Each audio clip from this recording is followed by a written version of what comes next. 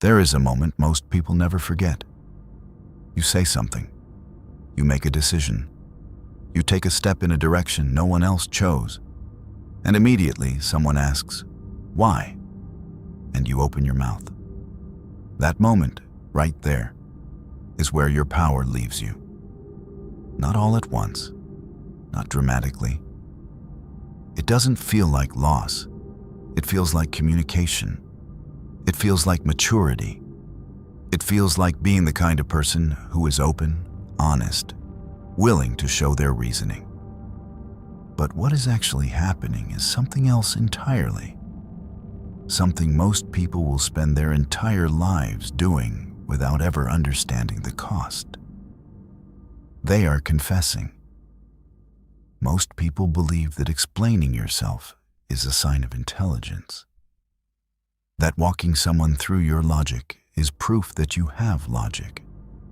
That a well-reasoned explanation builds respect, earns trust, closes the gap between what you did and what they think of it.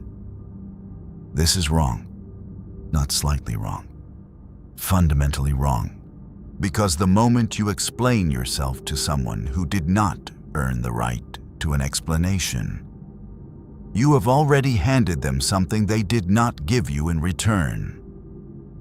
You handed them a window into how you think. You handed them the architecture of your decisions.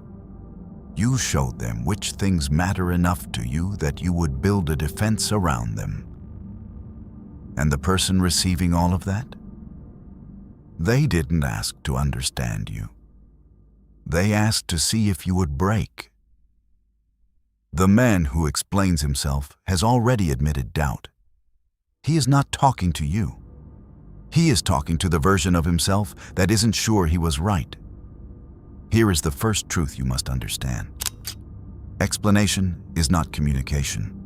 Explanation is negotiation.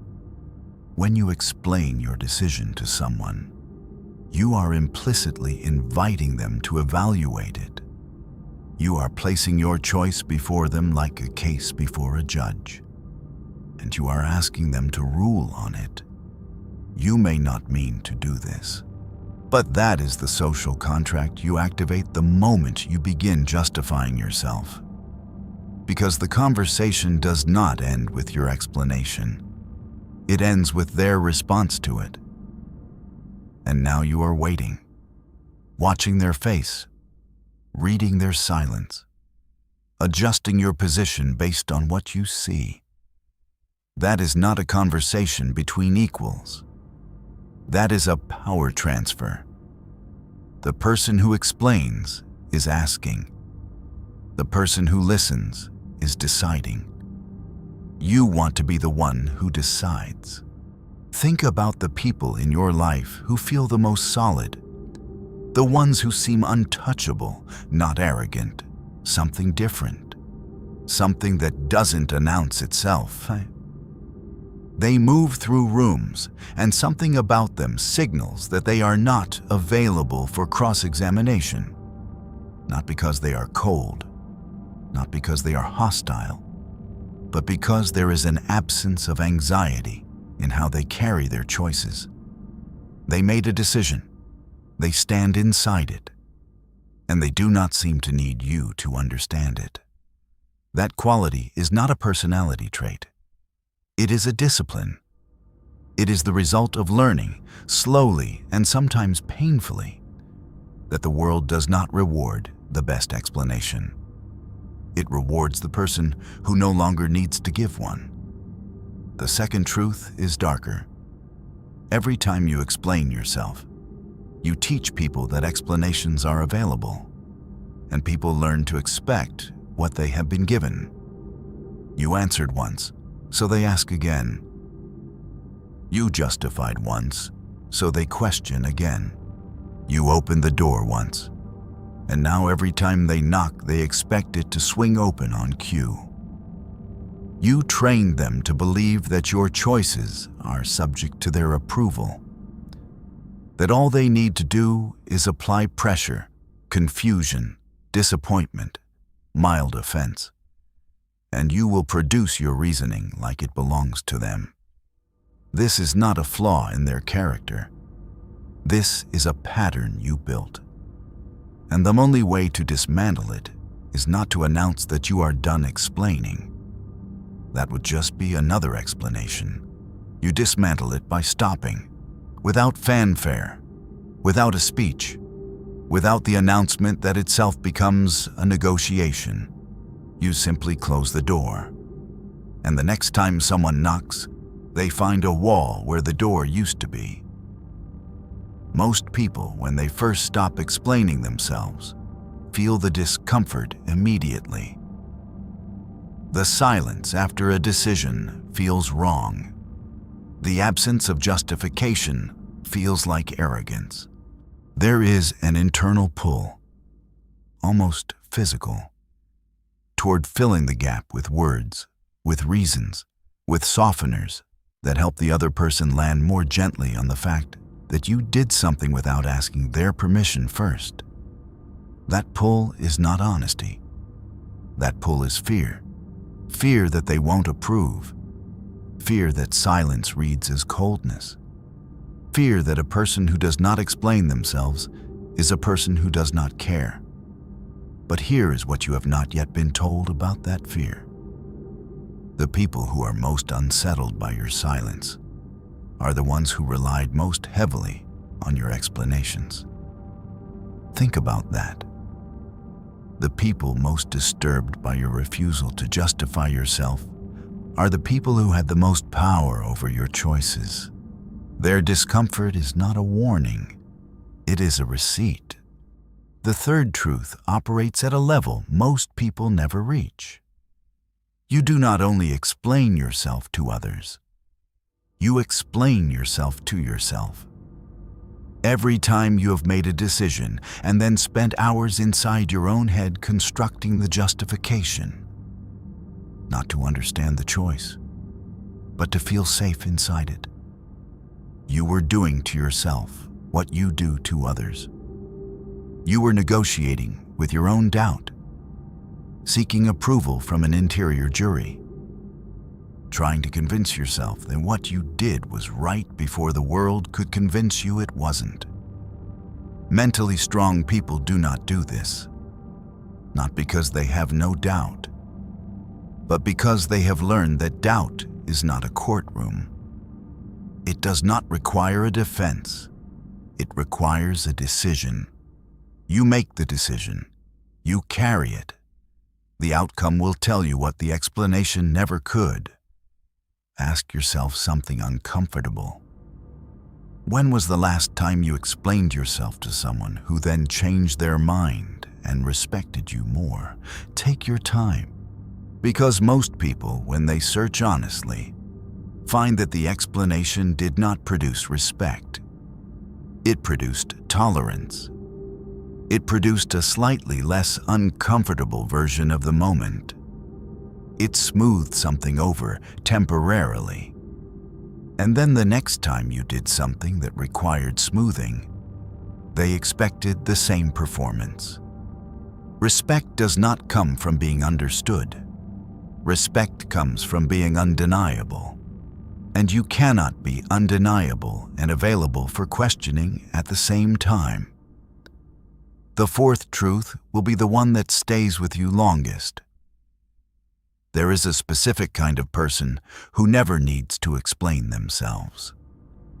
Not because their life is simple or their decisions go unchallenged, but because they have internalized something the rest of the world has not.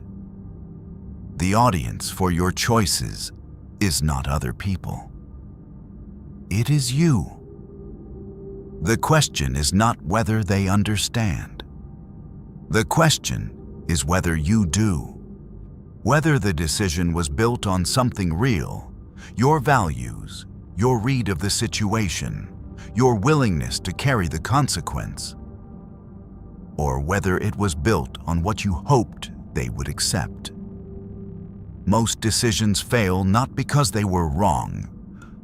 They fail because they were designed to be explained rather than executed. They were shaped around the justification before they were shaped around the result. Mentally strong people build decisions around results. And results do not require permission. There is a particular manipulation tactic you should recognize. It comes disguised as curiosity. Someone asks you why you made a choice, not because they want to understand you, because they want you in the position of explaining. Because the moment you explain, you are no longer the person who decided. You are the person seeking validation of the decision. And validation-seeking people are manageable. They can be steered. They can be made to doubt. They can be nudged toward a different choice under the pressure of a raised eyebrow or a strategic silence. The question why is not always a question. Sometimes it is a test, and the correct answer to a test disguised as a question is not an explanation. It is the recognition that the test is happening, followed by silence or a redirect, or a simple indication that the matter is closed.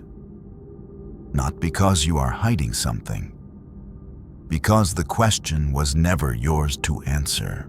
Understand this about social dynamics. People calibrate how much power they have over you based on how much access you give them to your inner reasoning. Not your actions, your reasoning. You can act boldly and people will adjust. They may not like it, but they will adjust.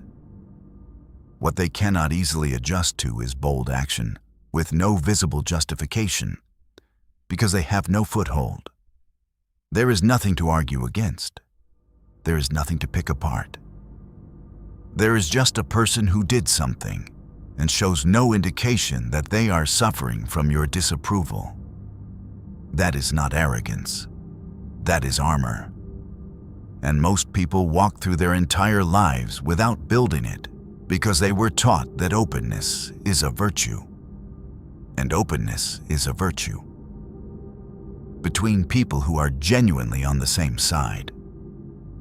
But you do not live exclusively among people who are on your side. You live among people who are watching to see where the edges of you are, where you can be pushed, where you will fold. Every explanation you give marks the edge. Silence moves the boundary. The fifth truth. And this is the one most people resist.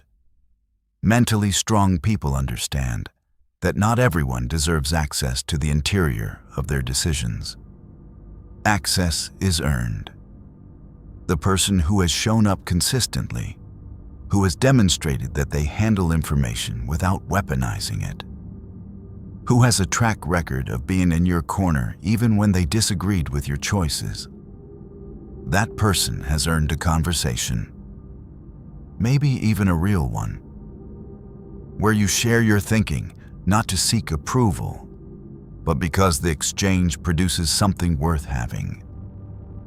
But most of the people demanding explanations from you have not earned that access.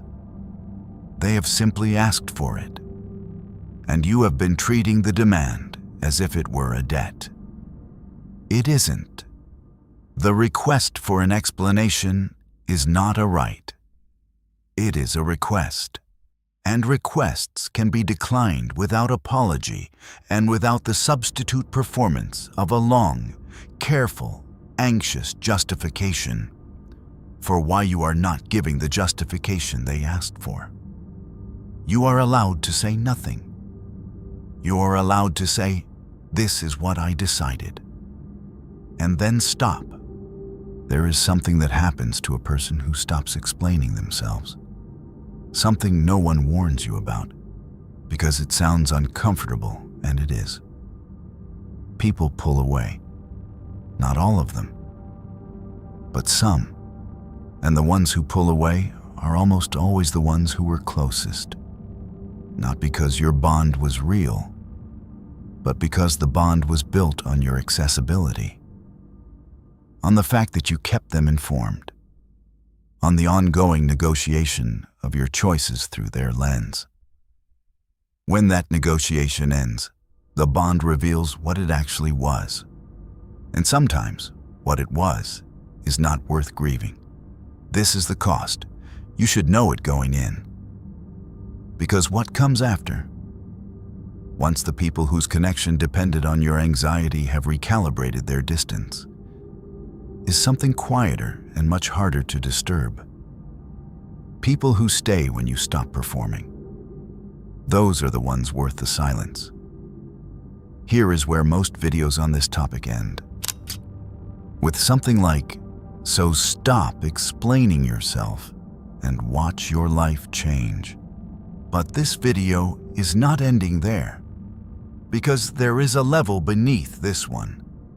A pattern operating underneath the need to explain that most people never identify, which means they address the symptom their entire lives while the source runs untouched.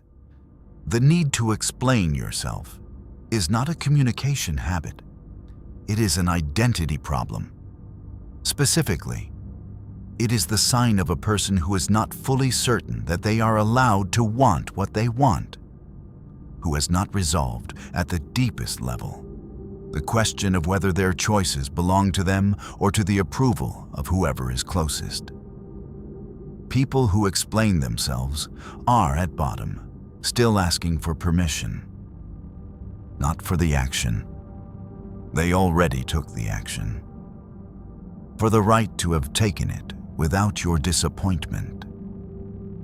And until that interior question is settled, until you genuinely stop requiring the verdict of others to feel solid inside your own decisions, no technique will hold. You'll stop explaining to one person and start explaining to another. You'll manage your words in public and unravel in private. Because the behavior is not the problem. The belief underneath it is. The belief that you are accountable to their understanding. You are not. Mentally strong people are not people who feel no doubt. They are people who have separated doubt from permission. Doubt is internal information. It tells you to look more carefully, to move with awareness, to hold something loosely enough that you can correct course when the situation demands it. Doubt is useful, but permission is something else. Permission is a social transaction, the exchange of your uncertainty for someone else's approval. And every time you run doubt through the channel of explanation, seeking to resolve it by getting another person to validate your choice, you reinforce the belief that the resolution to doubt lives outside you. It does not. It never did. The resolution to doubt is the next decision, made clearly, carried fully, observed honestly, not explained. You will meet people in your life who, upon sensing that you no longer explain yourself, will call this coldness. We'll call it pride. We'll call it a wall. Let them call it what they need to call it. Because what you will know, and what they cannot see from the outside, is that what they are observing is not absence. It is the presence of something they have not built yet. The presence of a person who has decided that their choices are theirs, who is not conducting an ongoing referendum on every action they take, who has located their authority somewhere that cannot be reached by a question, a look, or a carefully deployed silence.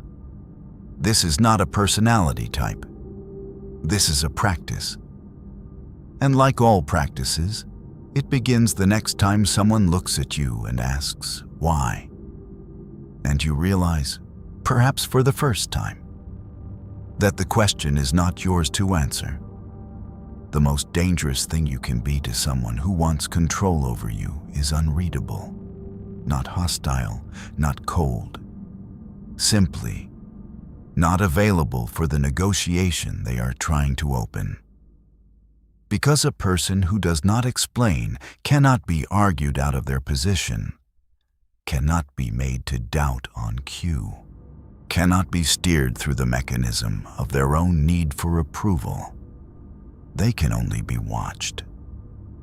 And watching a person who has sealed themselves against the need for explanation is a particular kind of uncomfortable for the people who relied on that access. It should be.